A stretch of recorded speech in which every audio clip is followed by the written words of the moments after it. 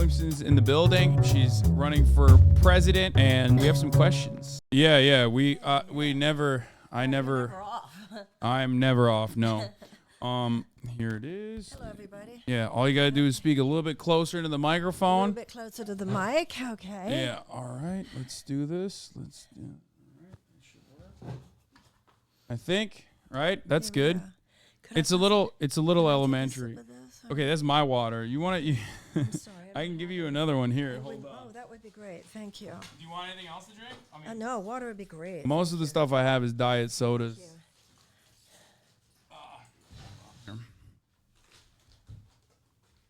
Okay. Ladies and gentlemen, Marianne Williamson's in the building. Thank Here you you. go. She's running for president on the Democratic ticket. And we have some questions. Okay. Yeah. The chat's already going crazy. They're very excited. Before we get started, I'm gonna really quickly do this. Okay. All right. Okay. So first and foremost, thank you for coming. Thank you for having me. This is probably the weirdest interview that you've ever conducted, I suspect, because how often do you go to a random person's house and then sit in front of their weird background and talk to them? As you can see, everyone that's watching just like respond in real time. Have you ever done one of these before? Well, first of all, you're not a random weird person. Second of all, most of my adult life has been spent in Los Angeles, so this doesn't look that weird to me. Okay, good. The part about everybody on the thing, of course, is what it is. Yeah. That part is definitely strange. You're in town. You're doing some media right now. Yes. I saw you not recently, but you a while back went on the Dave Rubin show to explain to him. That was here, wasn't it? Yeah. To explain to him important concepts such as systemic racism and how it exists. So that was pretty good. Apparently. Yeah. It's not even new to him. Hello. You can sit in here if you want. Right there. Yeah, we can barely hear her. Okay, I'm gonna try to see if I can boost your gain here, but you can just like yell a little bit or get a little bit closer to the microphone. Okay. This is the best we got, unfortunately.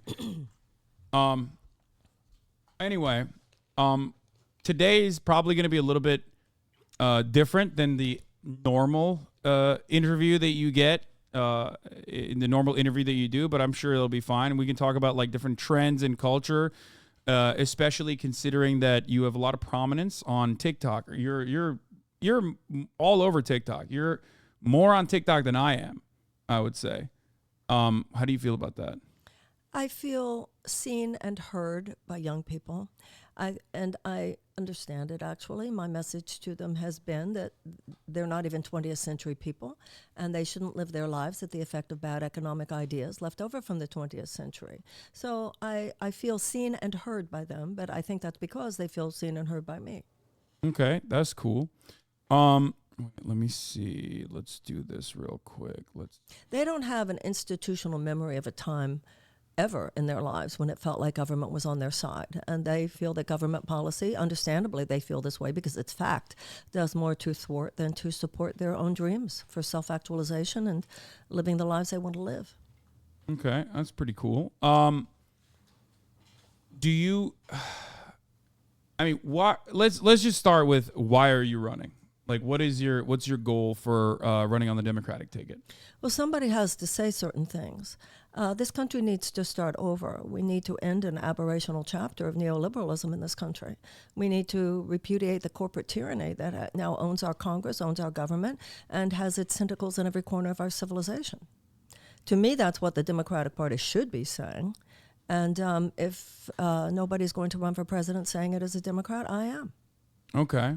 That quite literally happened last time around with Joe Brandon. He and I guess 7 other candidates directly ran in opposition to Medicare for All at a time when this necessity was only being voiced by one candidate, Bernie Sanders. Has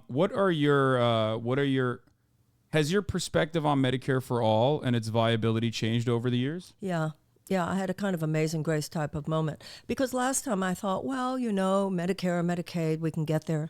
And I did have a moment when I sort of got it. Yeah, we need Medicare for all. What was that for you? What was that I don't moment know. of change? I don't actually remember it. I don't remember when it was. I don't remember if it was during the campaign or after. Forgive me, my phone is ringing. Don't worry, I just called Joe Sorry. Biden Joe Brandon. This is not supposed to be a professional interview. Just don't show it to the camera. Make sure that it's Okay. yeah. I'm turning off my phone. Sorry. Yeah. No, it's all good. Don't worry about it. It's just this is not supposed to be a professional interview by any means. This is the most professional I've been in a very long time, though. Why, you're on good behavior? I'm being on my best behavior. Yes. So there was another guy who ran on a campaign of trying to improve turnout for younger voters, and unfortunately, I mean, he's sitting right there on a cutout, but unfortunately, that didn't come to fruition. Do you have any other opinions on how to mobilize younger voters? Well, I have not made an effort to mobilize young voters. I mean, I'm grateful that they're responding, but I don't have any strategy like that. I'm seeking to tell the truth as I understand it. I want the American people of any age to have the option of a complete repudiation of this aberrational neoliberal chapter of American history. And we need to start over in this country. We need a new beginning. We need an emergency level transition from a dirty economy to a clean economy. We need to move from a war economy to a peace economy. And we need to push back against what is essentially a matrix of corporate tyranny. So to me, whether you're 80 years old or 18 years old, whether it's about the next 20 years of your life or the life of your grandchildren, it's about the state of our democracy and possibly the state of our humanity. Even the habitability of the planet could be at risk here. This is not a time to slow walk. It's not a time for incrementalism. It's not a time for endorsing someone that says the opposite of what I'm just saying because you think somehow the chess game of Washington will help you get there. It's not time for any of that. And if none of them are going to say it, I am. And I think there's a point to that, too. They become locked in by the system. And I think it will take, and Cenk was saying that actually, it will take someone from outside, I think. Yeah. What kind of mechanism for change do you think is necessary here beyond just the bully pulpit? Because as the president, potentially, you will have a lot of powers. What do you think some of the greatest hurdles will be in undermining or completely rewriting a neoliberal organization of the economy? Well, first of all, every president, no matter who, is hoping for a House and Senate that is aligned with their thinking. So that will make a huge difference. But even if you don't, you do have the power of executive orders. You have the power of the appointments of heads of agencies. You can certainly get rid of the corporatists who head the agencies in too many cases, even if you can't quite bring in the problem solvers, depending on what they block and don't block. And you have the bully pulpit. And also, we all know that this needs to be an outside-inside strategy. So I think the revitalization of the labor movement, organized labor right now, is one of the biggest things going on. So one of the things they would really know that they had a partner in me, whether it has to do with beefing up the National Labor Relations Board, whether it has to do with the PRO Act. To me, that inside-outside elements would be fortified by our presidency. So you're interested in beefing up the NLRB and giving more power to workers so they can unionize. Yeah, absolutely. What do you think about the strikes that are currently going on all around us in Hollywood? I mean, you've spent. I was on the picket line the other day. Oh yeah, It's great. I saw. Yeah, that was great. What's your opinion on that as far as what's going on with the course, Well, there are two elements, and one element, of course, is the same with Starbucks. It's the same with Amazon. It's the same with the grad workers at certain schools, et cetera. And that simply has to do with how baked into the cake it is that stockholders and CEOs and their stock dividends and their stock buybacks, this profound and really immoral transfer of wealth into the hands of a very tiny few, under the canard that they would create jobs. Of course, their business model is not job creation. Their business model is job elimination and worker exploitation. So it's very fantastic. The response of the first Gilded Age was the establishment of organized labor, and the response of the second Gilded Age, which we're living in, is its repudiation. I think it's extremely important. Now, in addition to that, when I would do interviews, and before SAG-AFTRA got in, and it was just the writers, they were talking about things like a writer used to be hired to stay for the duration of the development of the script, right? And then they started doing this thing where we only need you for scene 1 and scene 3. So then that writer has to go work somewhere else to see if there's a scene 2 or scene 4 that he can work on, or she.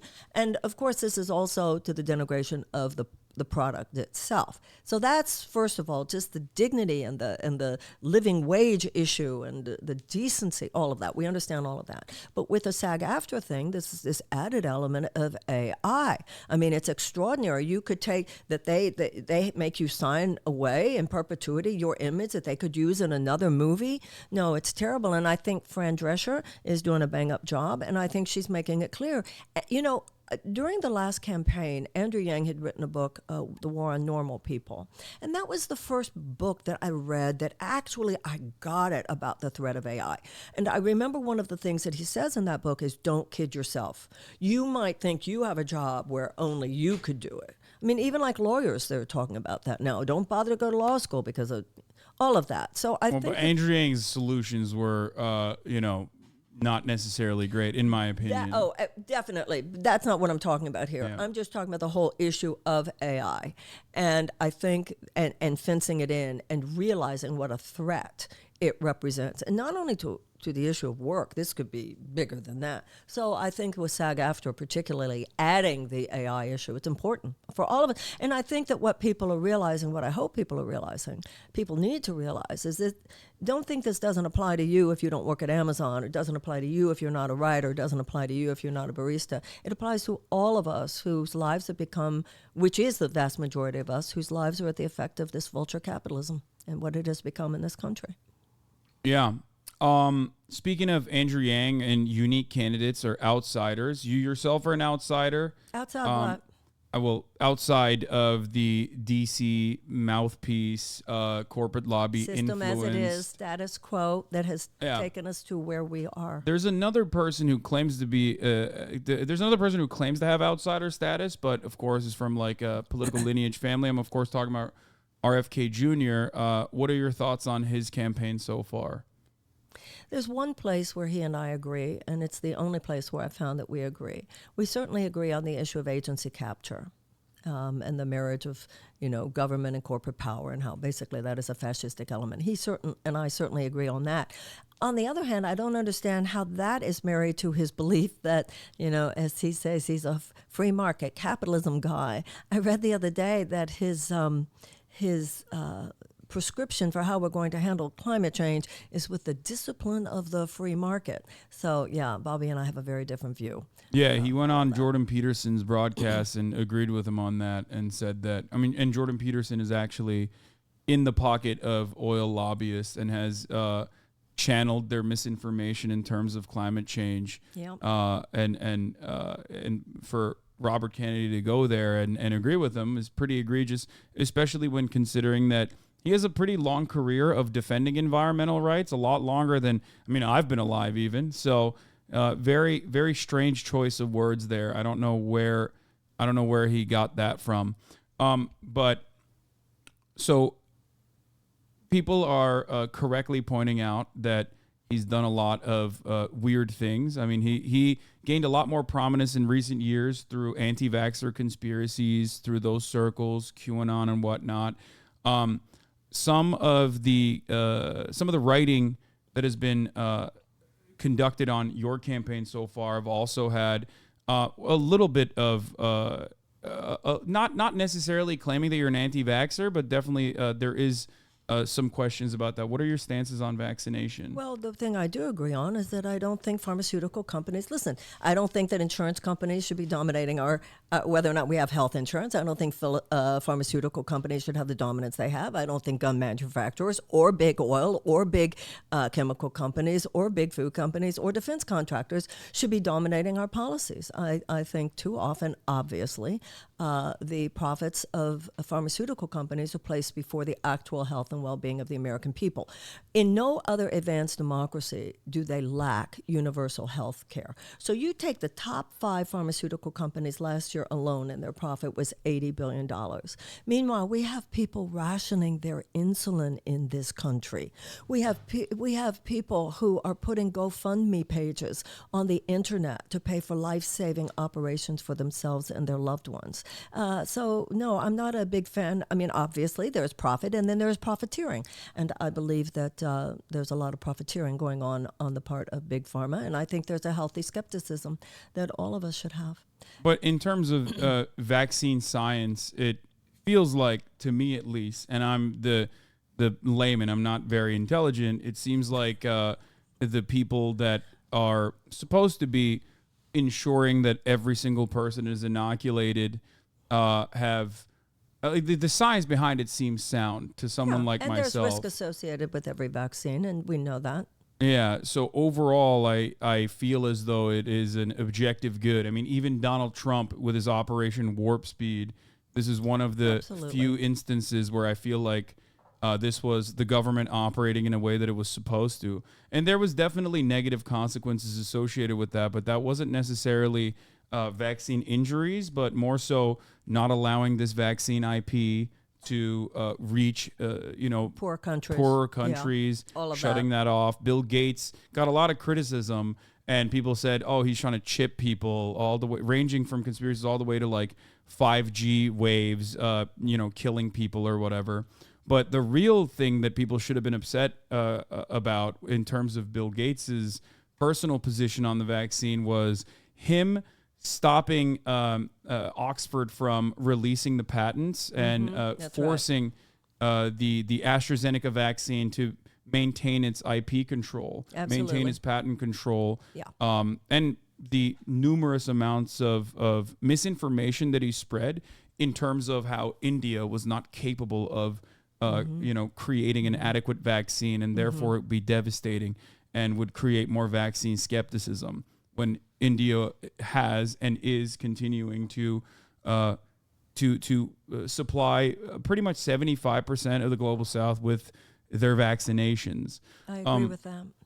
Do you feel like the profit incentive is what causes vaccine skepticism and other medical misinformation to thrive? I think that there are two things we have to look at here. First of all, we have to have,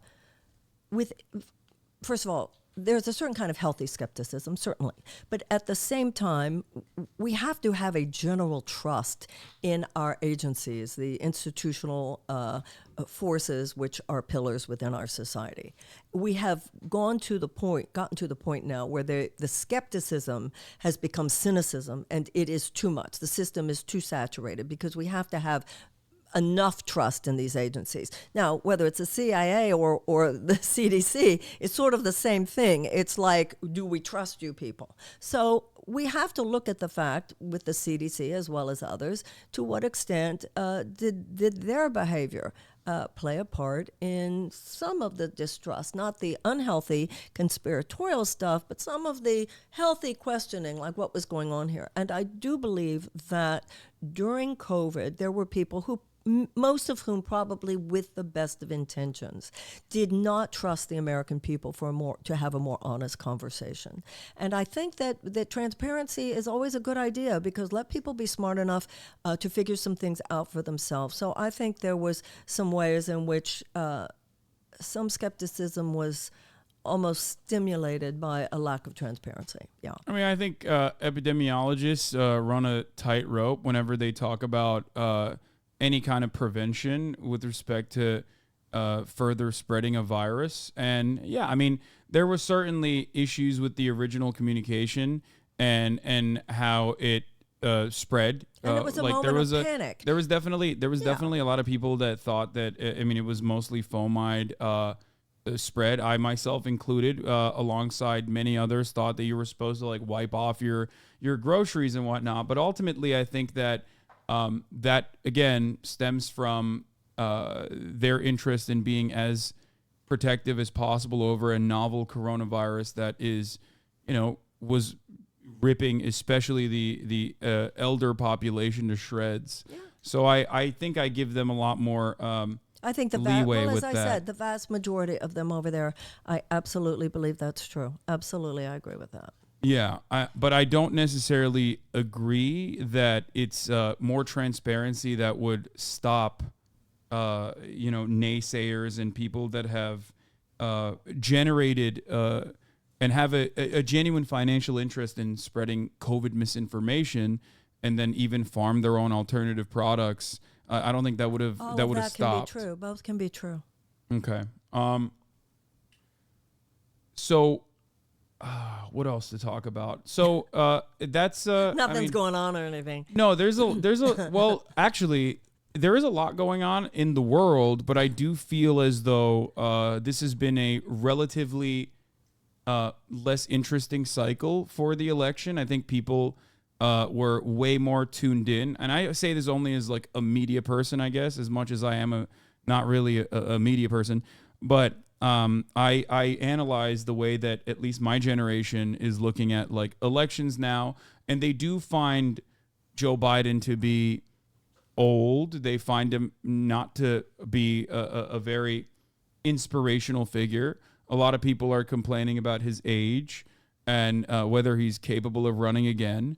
And the Democratic Party has completely shut off the like any kind of left-wing opposition to that or any kind of person from running against them, even though I'm a firm believer that even if someone is not necessarily has a shot at winning, I think that healthy debate is good and has the capacity to maybe even shift the incumbent on certain positions.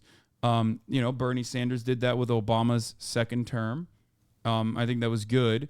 Do you feel as though the modern Democratic Party is losing the younger population of voters that feel like Joe Biden is not fulfilling his campaign promises? Yeah, and I think that even what you just said was repeating their narrative. Even someone who doesn't have a shot at winning, the person who gives a robust progressive agenda right now, offers a robust progressive agenda, is the person who is articulating what the majority of Americans want. The majority of Americans, both Democrats and Republicans, want universal health care. The majority of Americans, both Democrat and Republican, want tuition-free college and tech school, paid family leave, a guaranteed living wage, etc. So they are so institutionally resistant to a robust conversation and allowing a person who is a real progressive to have that. So, every time we repeat that, that's just chopping their wood and carrying their water. So, of course, it's boring because they're saying, well, this can be just in a little corner over here. Of course, she's not serious. Whereas really someone articulating progressive views right now is the only serious candidate. Serious about climate change, serious about the war machine, serious about healthcare, serious about what is going on. That's what's serious. So, yeah, it's boring because the real truth is being suppressed. But when I say the real conversation of what's actually happening in people's lives is being suppressed. But you know what it is? It's a fake boring. It's like when Martin Luther King talked about positive peace and negative peace. He said negative peace is where there's no outright conflict, but there's underlying tension and anxiety. You say it's boring, but that's just because underneath, what's rumbling underneath is people acquiescing, giving up, feeling numb, and this kind of emotional decline. And that's also one of the reasons why I feel young people are ready for something more and aren't buying into, well, she's a long shot or she's just maybe she could move the conversation. This is their lives. And I think that those of us who are progressive need to say that. I don't care. Maybe you don't like me for whatever reason. Whatever. For these narratives that are spun, or kooky, wacky, whatever. Which is, I don't think there's anything kooky or wacky about 68,000 people dying every year from lack of health care, 18 million Americans unable to fulfill their prescriptions, 85 million under or uninsured Americans. And no, I have no crystals in my books or in my home or in my lectures. So if people can't see through that disinformation... I love crystals. I have... Good. I don't know where they're at. I wanted to ask you your opinion, but you're not kooky if you have them in your house. Well, it's sexism. That's why I do have the OP buff of being a dude, so they don't really. I don't get hit with that. Thank you for saying it, sir, dude. Yeah, that's just But crystals are great. Okay, so I didn't realize. I mean, I thought that you were a crystal mommy is what people are calling you in a not bad way, in a good way. Well, it wasn't necessarily a bad thing. Yeah, well, but it has been used to minimize. Let's not kid ourselves. Okay. All right. Well, I didn't realize that you were you had no interest in crystals whatsoever. Well, I think they're pretty. I mean, Okay. I certainly think they're pretty. Okay. All right. Well, I mean, look, I'm honest. I had to say it, Chat. I know Chat is like, why did you say that to her? Well, I mean, like No, it's good. It's good I've that we're succumbed to the talking. media I'm narrative. a big girl. I can handle it. We can talk. I've succumbed to the media narrative myself.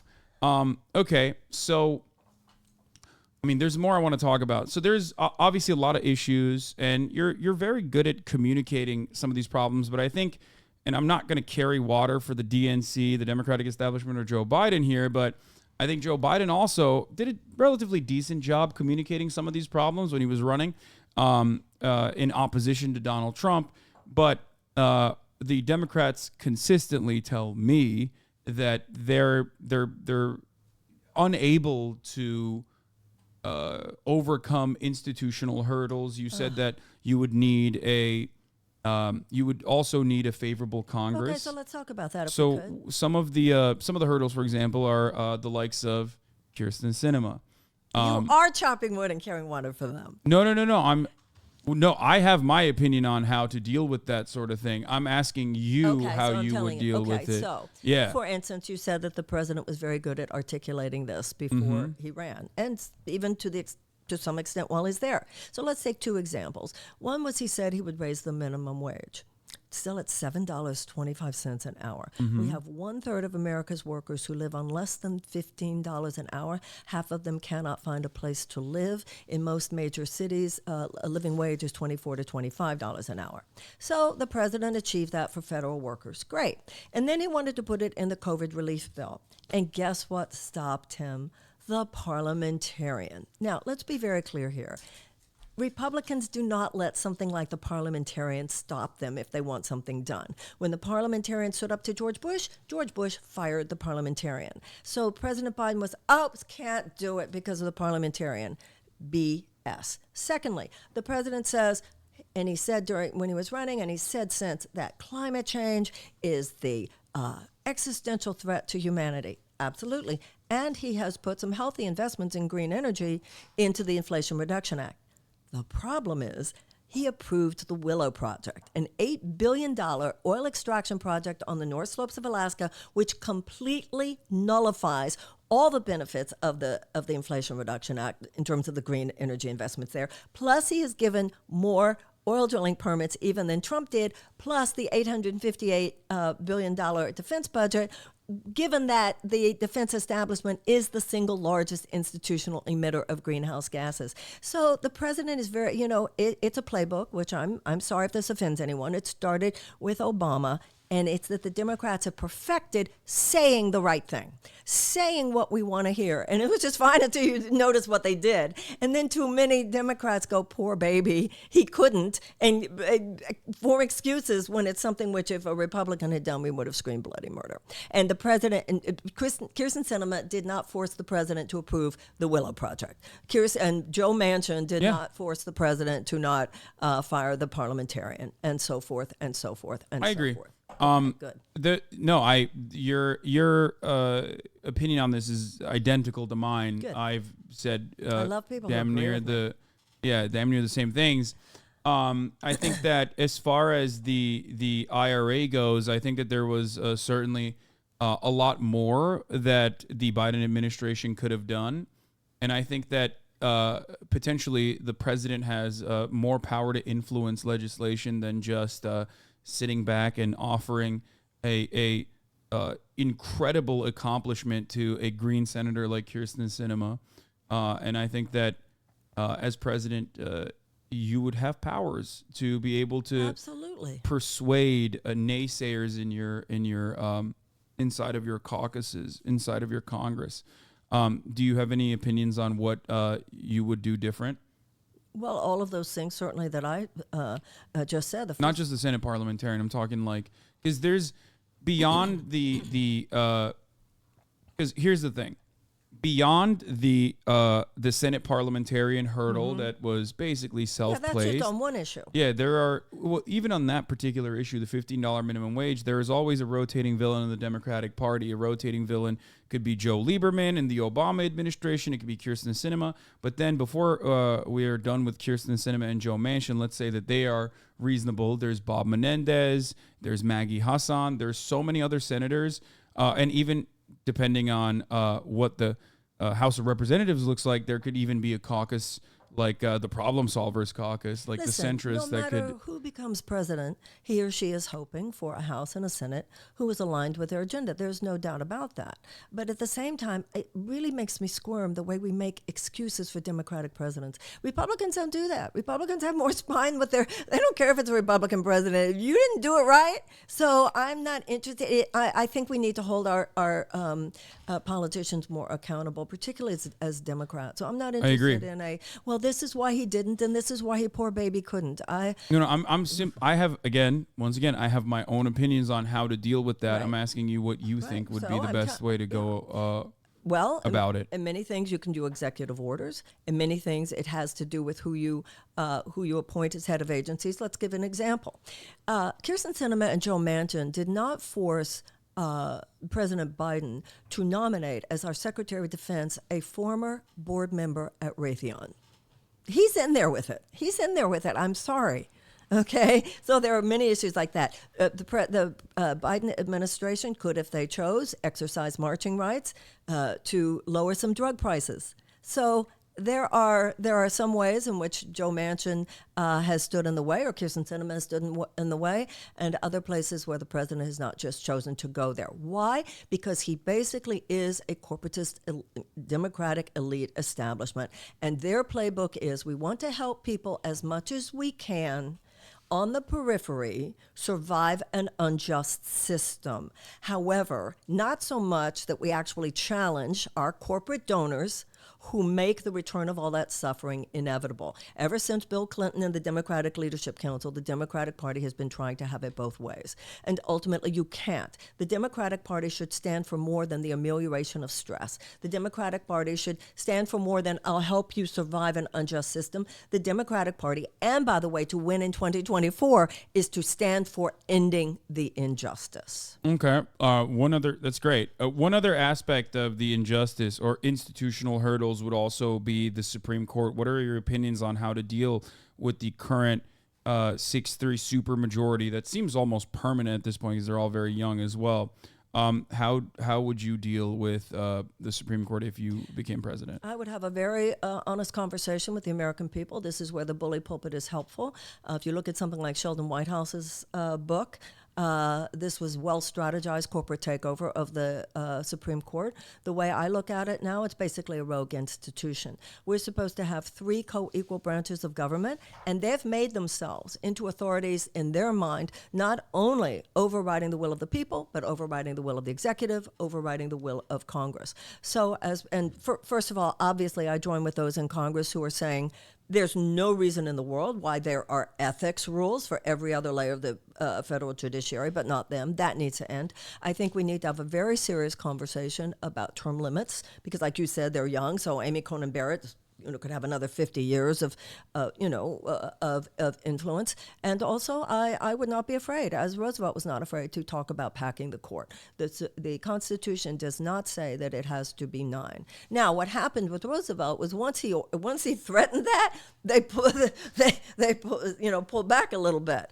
But as president, I would not be pussyfooting around that issue. Now, I also understand those who say you could pack it, and then when the Republicans were in power, you could have the same problem. But there's just so much we can take. They are in a systematic trajectory of actually diminishing the rights of the American people. I mean, it doesn't matter. Even if Republicans pack it back, that's not really a threat, considering that they already have packed it. Yeah, so it I would agree still, with that. Yep, it would be in the short term at least if there was a democratic institution capable of administration capable of hacking the Supreme Court. That's how I see it. It would be a 4 years of some level of freedom and clawing back civil liberties. I want to see the Democrats have some spine. And as president, I would have some. What are your opinions on immigration and how Joe Biden has handled immigration so far? I think that Joe Biden is doing what he can within a system that is a basically false narrative. To me, the crisis at the border is not, oh, they're all coming in. The crisis at the border, to me, is the humanitarian crisis experienced by these people. One of the things I would wish to do as president is to help this country look in the mirror. And if we do look in the mirror, one of the things we see is the egregious policies, American foreign policies in Latin America over the last few decades, many of which have contributed to the economic destabilization in many of these countries, which has made them vulnerable to all of these horrors. So that's number one. Number two, I think we should end the drug war. It's not going to fix everything, but I think we need to make some fundamental changes like this that would lessen the power of the cartels, which are causing all of this violence.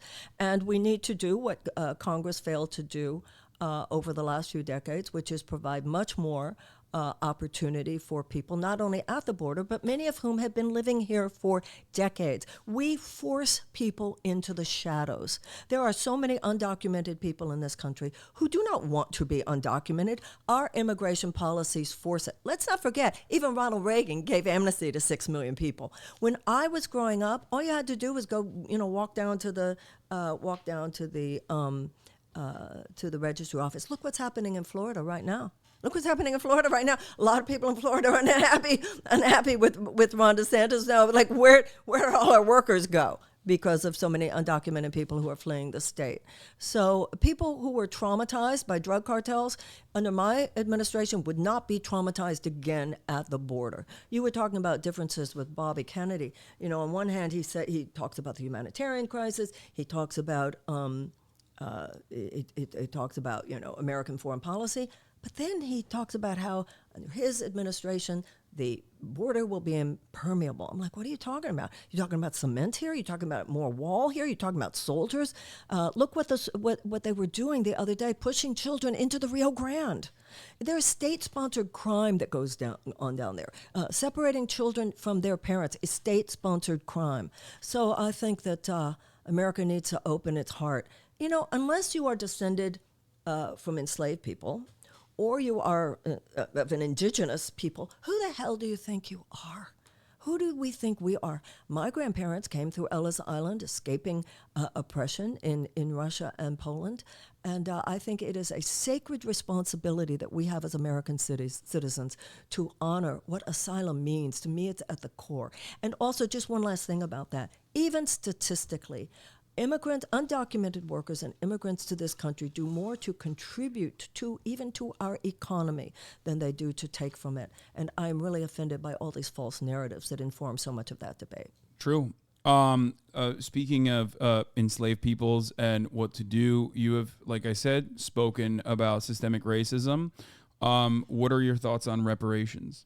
Well, I'm the one who, in the last, I think that America has a debt to pay.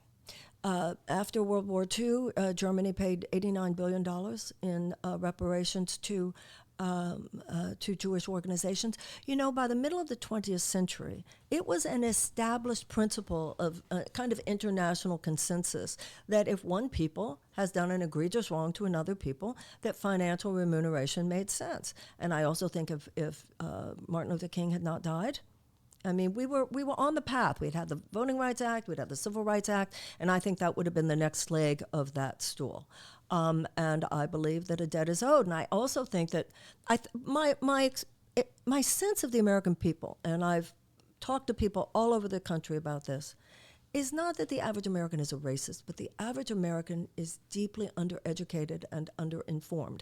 And if the Ron DeSantis of the world have their way, the future generations will be more uninformed to the point of disinformed about the history. If you have been violently enslaving people for almost 250 years, and you add to that another 100 years of institutional oppression in the form of segregation and institutional, you owe people something. How can we even talk about this? And I think that a lot of white people might not realize, if you did, through a program of reparations, if you were to close that wage gap, it would actually make the entire American economy something like $1.5 trillion larger. So on an economic level, it would actually help whites as well as blacks.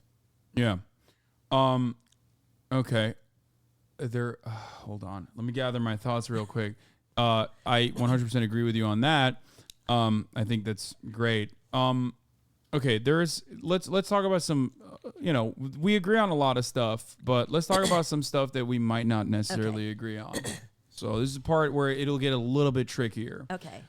Couple things I have to address this. Obviously, there have been a lot of there's been a lot of writing in the media about possibly mistreatment of your campaign workers. Mm-hmm. So this is something that I'm sure you're aware of. Oh, yeah. Would you like to address what they've written and why they're writing this? Why they're writing it. Gee, I can't even imagine. That's number one. Figure it out. Number two, if you are in a court of law, there are the rights of the accused. If you're in a court of law, those who are accusing me, those who are saying she did this, she said that, would have to raise their right hand and under oath swear to tell the truth, the whole truth, and nothing but the truth. And when they lob accusations at me, my counsel could cross-examine them, ask them some questions. My lawyer could look at certain evidence. Certain evidence could be shown to the judge and say, this is not legitimate, and the judge could decide whether or not it was even shown to the jury. So I say that it's like the old Simon and Garfunkel song, I would not be convicted by a jury of my peers. Am I a perfect person? No. And in the last campaign, I thought, okay, I would raise my voice. I would say, God damn, fuck, shit. Not at people so much as damn. It happened. But this one and the stories on this campaign, There has been turnover, as far as I understand. Yeah, and you know what? Managers. Yeah, okay. So Ron DeSantis, big article about Ron DeSantis. And you know how his letting go of 6 people was contextualized? Man, he's a strong guy, and he's redoing his campaign to make it right. When you look at some of the things that have been done by and said about me by former campaign people in the campaign, given what was true, would you have wanted them working in your campaign? And some people are really wonderful people who it wasn't right for them or wasn't right for us. We don't have $6 million. We don't have $35 million. So we have to be very focused on where the money can be spent. Okay. Another issue, another thing that we would probably disagree on a little bit is maybe foreign policy, but especially as it pertains to Israel. Okay. So Israel is America's greatest ally, according to both the Democratic Party and the Republican Party. I want to hear in your own words how you deviate away from the Democratic establishment on that front. I do deviate from the Democratic establishment quite a bit. First of all, let me say I am Jewish and I am a lover of Israel. But there is, at this point, the furthest right government that there has ever been in Israel. The settlements are illegal. The occupation is illegal. And the blockade of Gaza is wrong.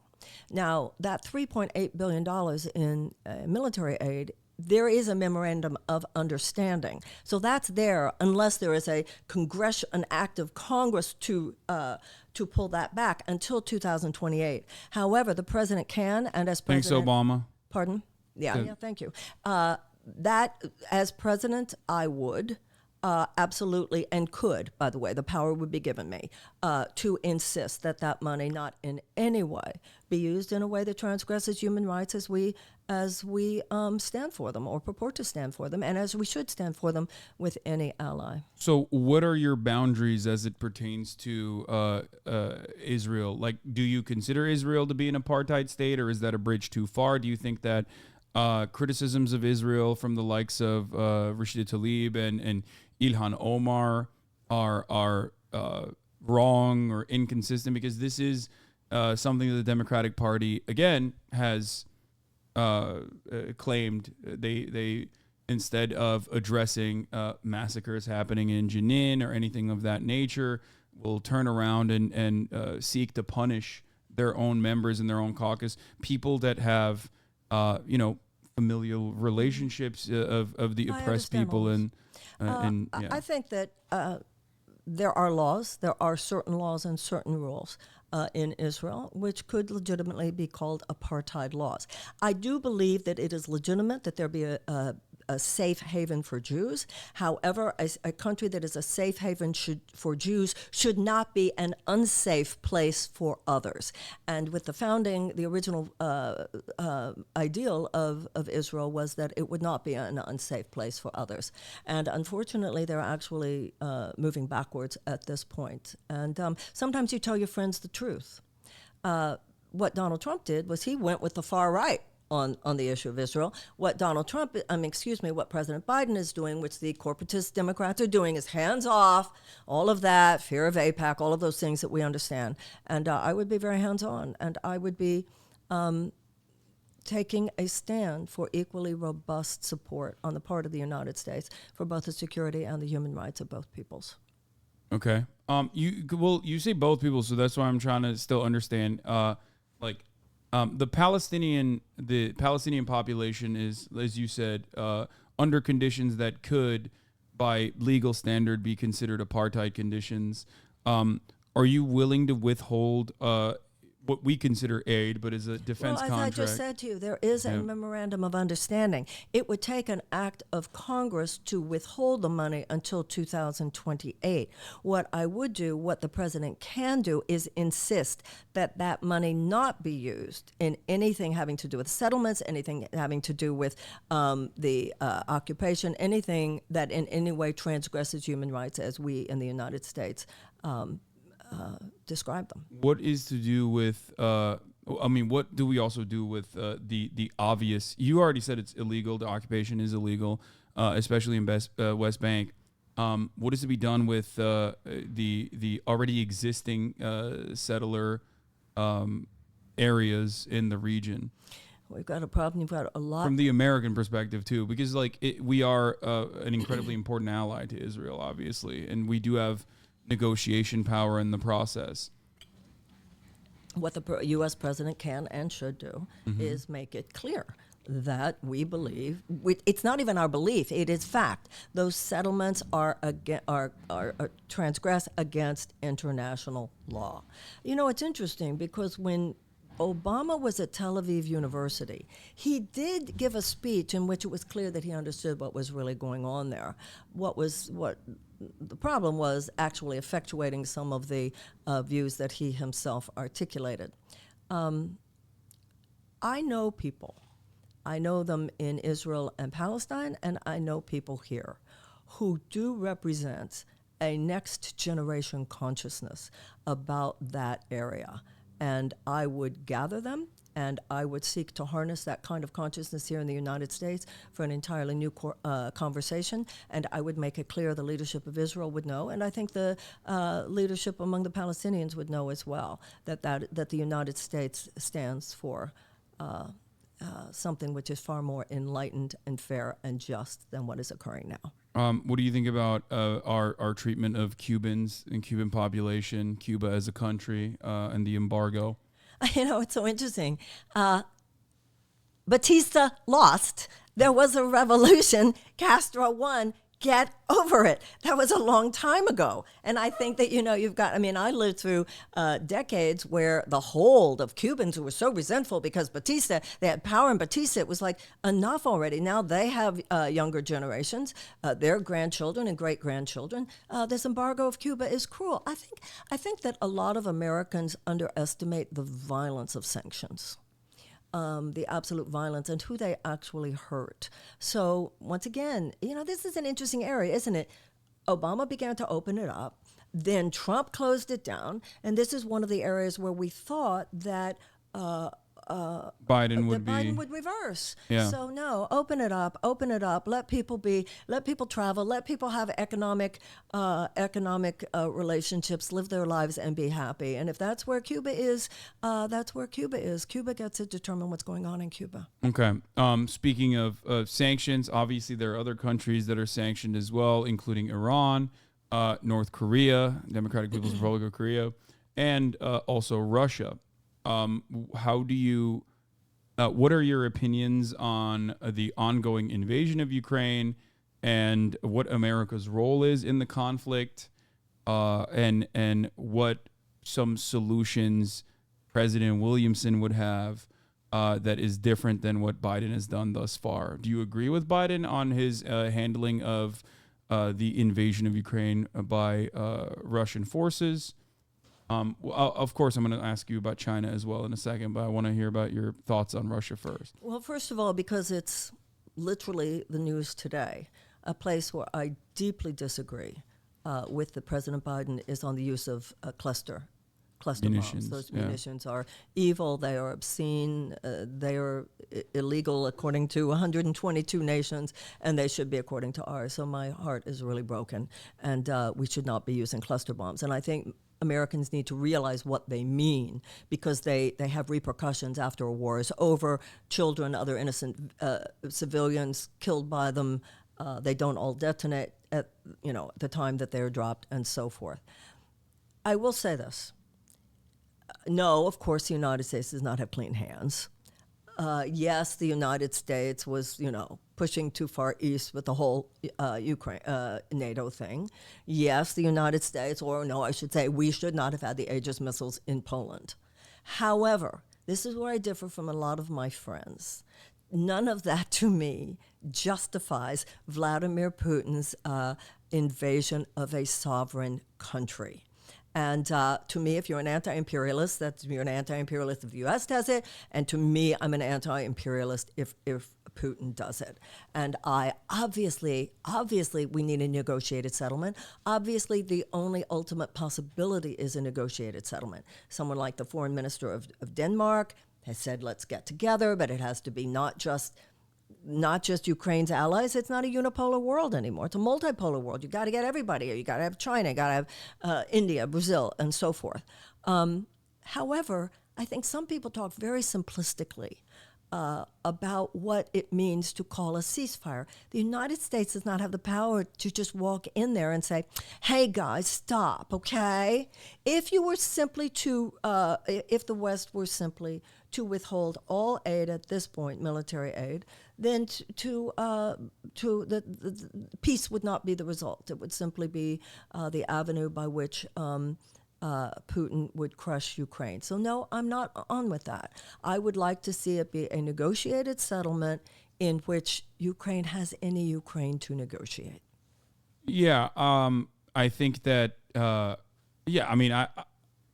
I guess I do agree that if the United States would withhold all arms from Ukraine tomorrow, that this would be absolutely devastating for Ukraine. I don't disagree with that.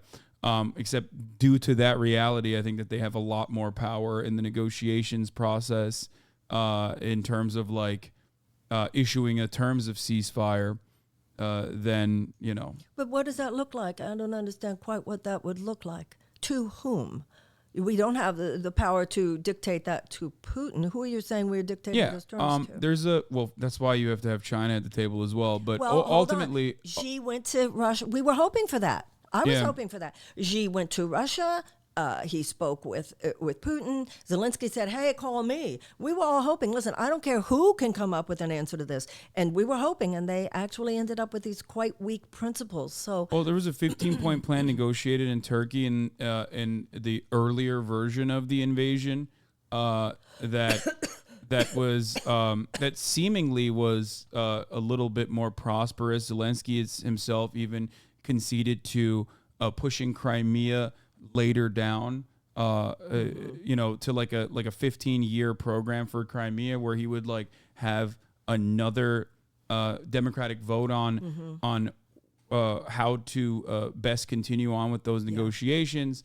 That all fell apart when Boris Johnson visited Ukraine, and I don't think that England has any sort of agency in this conversation beyond operating as a mouthpiece for the American State Department. And then there's that interview with Naftali Bennett and so forth. So, yeah, I mean, I don't think you have to excuse the United States to stand for the sovereignty of Ukraine. Yeah, I'm just saying that there was a peace negotiation with a 15-point plan. I don't disagree with that. That's Russia and Ukraine. You talked about multipolarity. So what is your opinion on the current administration dealing with China, and what would you do differently? We need to walk back the Cold War talk. We need to completely shift the paradigm of foreign relations. We skirt disaster. We skirt disaster when it comes to the environment. We skirt disaster when it comes to the economy. We skirt disaster when it comes to people's lives and healthcare. We skirt disaster when it comes to war. We absolutely must move from an oppositional, adversarial role with other powers. Once again, like you and I both agreed, it's a multipolar world now. We're not the only superpower. And it's our own fault, by the way. It's our own fault. We squandered our moral authority. We squandered our military respect. And, hey, we left a lot of openings for China to just walk right in there in terms of their... I don't necessarily feel like it's a bad thing, to be fair. I'm not even... Yeah, I mean, I hear that, too, when I say it's our fault. Like, no, I don't have a problem with what you just said. Okay, but the point is now, we need to find a way to move to a collaborative paradigm. We need it in terms of nuclear war. We need it in terms of climate change. And we need it more and more every day in terms of AI. So we have to stop it with this. I look at American foreign policy over the last 50 years as toxic masculinity writ large. Cowboys going out, guns a-blazing, so immature, so lacking in wisdom. We must learn how to wage peace, and we must learn how to have a far more humble and respectful relationship with other nations. Okay. So you're in disagreement with the current foreign policy perspectives on China that seemingly is bipartisan, and it's like xenophobia, that China is bad, evil. Well, there have been some efforts when Yellen was there and Blinken. I mean, I think they're making efforts for economic collaboration, which is necessary. I mean, that's an ongoing thing, regardless of what American media or the State Department says. It's like inevitable that we are always going to collaborate with them. They're a massively valuable trade partner. It's more so just saber rattling, in my opinion. But you differ on that front, is what you're saying. Differ from not me. I'm saying from the current administration. I mean, because I feel like those conversations, as it pertains to trade, are ones that are not necessarily changing attitudes in any meaningful capacity. It's more so a reassurance. It's not dissimilar to America's opinion on China being a one state, a unified state with two separate systems. Whether it, with Taiwan, for example, which is there's always been, since the Nixon era, the American attitude towards China has always been like, yeah, we're not gonna do anything. We are no longer recognizing Taiwan as the real China, and it's just autonomous region, while also simultaneously giving arms to Taiwan and trying to massage any kind of interest that there may be in the public. And oftentimes this is not dissimilar to the Arab Spring. Real legitimate interest in emancipation or wanting to become independent, beefing up these different groups in a collaborative effort to utilize an area with historic conflict, while simultaneously claiming that you're on board with it due to trade relations. I feel like the trade relations stuff is, I got really convoluted there. The trade relations stuff is just the norm. That's always going to happen. But as far as dealing with China as a partner, it seems you are on board with seeing them as an equal. You've said repeatedly that the economic relationship is ongoing. War with China would certainly interrupt that. Yeah. So, in order to protect the ongoing trajectory of economic relationships with China, which is an important collaboration, we need to make sure that we walk back from this crazy cowboy talk, including that about Taiwan. Okay. All right. Well, we that about does it, because your PR person was telling me. I mean, I think you did a great job. This was not meant to be a contentious interview, regardless, because I think that we do agree on a lot. I'm your fan. Yeah, this is of course a unique situation overall, though, with the chat and everything. So I can't read. I don't have my glasses on for no, one that's thing, good. That's but- actually a good thing. I always tell people not to look at chat. Yeah, I can't anyway. read. It's going too fast. I don't have my glasses on. Okay. All right. Well, thank you so much you. for coming. Thank you so much. Bye, everybody. All right. Thank you. All right. I'll walk you out.